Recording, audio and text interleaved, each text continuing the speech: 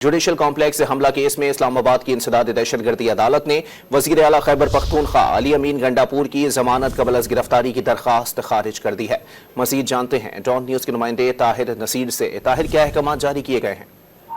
जी देखिए, अली अमीन गंडापुर की judicial complex हमला केस में जमानत कबल अज़ गिरफ्तारी की दरख्वास्त पर समाअत इंसदाद दहशतगर्दी अदालत के जज ताहिर अब्बास सिपरा ने की। अदालत ने अली अमीन गंडापुर की जमानत कबल अज़ गिरफ्तारी की दरख्वास्त खारिज कर दी है। उनके वकील राजा ज़हरुल हसन की जानिब से हाजिरी से इस्तिस्ना की दरख्वास्त दायर की गई थी और जिसमें ये मौक़िफ़ अपनाया गया था कि वो आज मसरूफियात के बायस पेश नहीं हो सकते। ताहम दौरान समाअत वकील राजा ज़हरुल हसन ने यह मौक़िफ़ अपनाया कि टेलीफोन पर बात की है, मोटरवे बंद होने की वजह से अली अमीन गंडापुर अदालत पेश नहीं हो सकती, जिस पर जज ताहिर अब्बास सिपरा ने रिमार्क दिए कि दरख्वास्त में आपने कहा कि ऑफिशियल मसरूफियात की वजह से पेश नहीं हो सकते।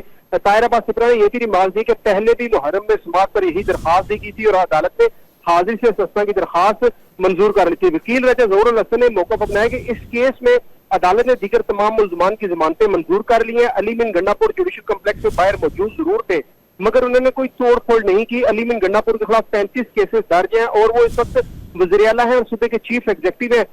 राजा ज़हरुल हसन ने यह भी मौक़िफ़ अपनाया कि चीफ मिनिस्टर होते हुए भी अली अमीन गंडापुर अदालतों में पेश हो रहे हैं, पुलिस के साथ भी ताउन कर रहे हैं। ताहम अदालत पेश न होने पर अली अमीन गंडापुर की अबूरी दरख्वास्त जमानत मुस्तरद कर दी और पुलिस को गिरफ्तारी का हुक्म दे दिया है। जी, बहुत शुक्रिया ताहिर।